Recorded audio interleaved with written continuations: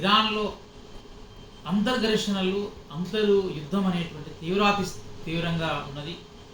ఈ గత 3-4 నెలలుగానే దాదాపుగా ప్రభుత్వానికి ప్రజలకు మధ్యలో నడుస్తున్నటువంటి ఈ యొక్క పోరాటంలో దాదాపు 5,000 మందికి పైగా అటు కొంతమంది సైనికులు, ఇటు ప్రజలు చాలామంది చనిపోయారు. దీనికంతా కారణం ఏంటి అంటే ఒక హిజాబ్ అనేటువంటిది కారణమైంది. హిజాబ్ అంటే మనం సాధారణంగా చూస్తాం, ముస్లింలు బురకాను ధరించేటువంటి సిస్టమ్ ఉంటుంది.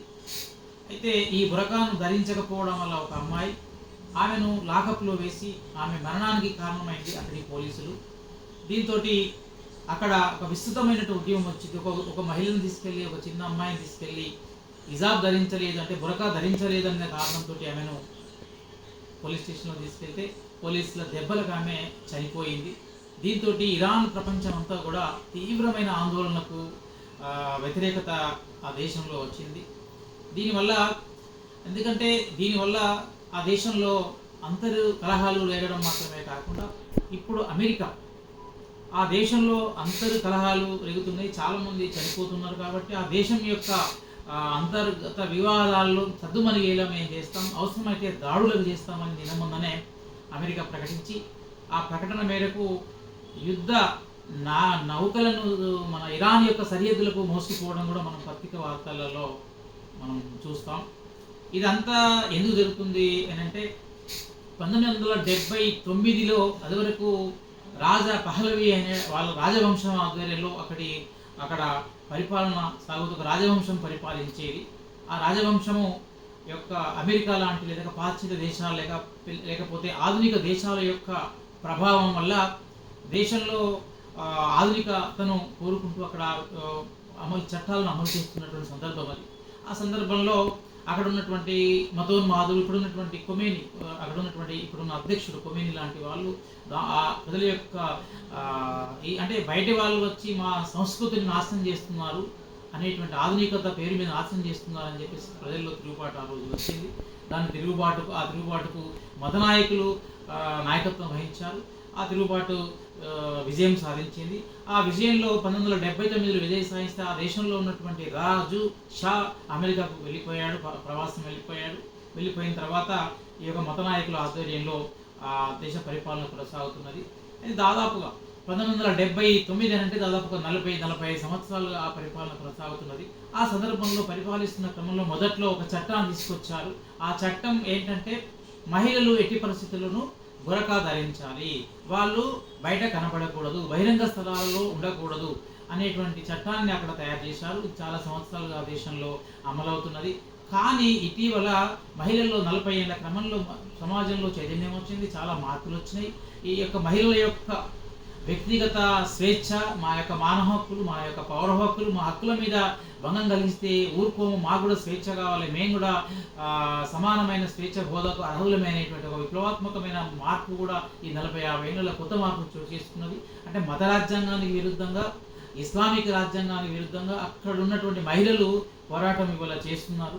దాని వలన దేశంలో అంతర్ఘర్షణలు చెలరేగుతున్నాయి. దీనికి అంతా కారణం అంటే హిజాబ్ ధరించలేదన్నటువంటి కారణంతో ఒక అమ్మాయి లాకపులు వేస్తే ఆయన మరణించడం వల్ల ఇవాళ యుద్ధాలు జరిగి అంతర్ఘర్షణ జరిగేది, వేలాది మంది ప్రాణాలు పోయే స్థితి తీసుకొచ్చింది.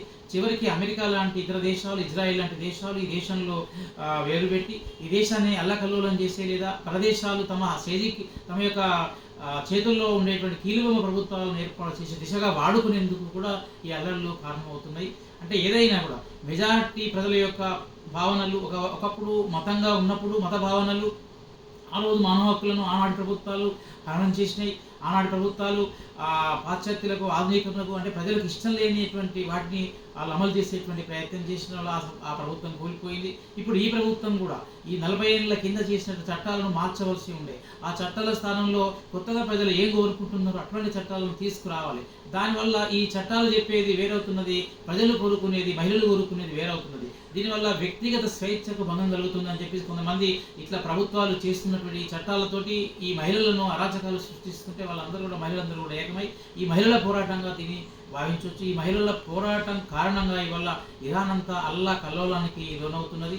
దీన్ని సవరించుకునేటువంటి ప్రయత్నం కూడా చేయలేని పరిస్థితిలో ఈనాడు ఇరాన్ ప్రభుత్వం ఉంది. వాళ్ళ చేయి దాటిపోయింది. దీన్ని ఆసరాగా తీసుకున్నటువంటి ఇతర దేశాలు కూడా ఇందులో చొరబడడానికి ప్రయత్నం చేస్తున్నాయి. ఎప్పుడు కూడా మతపరమైనటువంటి స్థానం అక్కడ దాదాపుగా ఎందుకంటే ఒక మతం ఆధీనంలో ఒక రాజ్యం ఉండాలి, ఒక దేశం ఉండాలి అనేది కంట్రోల్ చేస్తే ఆ చట్టానికి వ్యతిరేకంగా ప్రజల అభిప్రాయాలు వచ్చినప్పుడు దాన్ని తీసేయాలి. ఒకటే చట్టం ఒకటే అనేటువంటిది ఎప్పుడు ఉండకూడదు వాస్తవానికి. కానీ ఇక్కడ ఉంటున్నది ప్రభుత్వాలు, మత రాజ్యాలు ఆ విధంగానే ఉంటాయి, దుర్మార్గమైనటువంటి ప్రభుత్వాలు ఆ విధంగానే ఉంటాయి. కాబట్టి ఈ ప్రజలందరూ చనిపోతున్న సందర్భంలో మనం అర్థం చేసుకోవాల్సింది ఏంటంటే మెజారిటీ ప్రజలు, ఎక్కువ మంది ప్రజలు కలిసి బతకడానికి వాళ్ళ యొక్క స్వేచ్ఛ అంటే ఆధునికత సంతరించుకుంటున్న కొద్దీ ప్రజల యొక్క స్వేచ్ఛ పెరుగుతుంది, స్వతంత్రం పెరుగుతుంది, చైతన్యం పెరుగుతుంది. ఆ చైతన్యానికి స్వేచ్ఛకు తగిన విధంగా చట్టాల రూపకల్పన జరగాలి, దానికి సంబంధించిన ఆ స్థాయిలో పరిపాలన జరగాలి. కానీ కొద్దిమంది మూర్ఖుల చేతిలో రాజ్యాంగం పరిపాలన ఏ విధంగా ఉన్నట్లయితే ఈ విధాన్ని అరాచకం జరగడానికి అవకాశం ఉందని ఈ పరిస్థితి మనకు అర్థం చేయిస్తున్నది.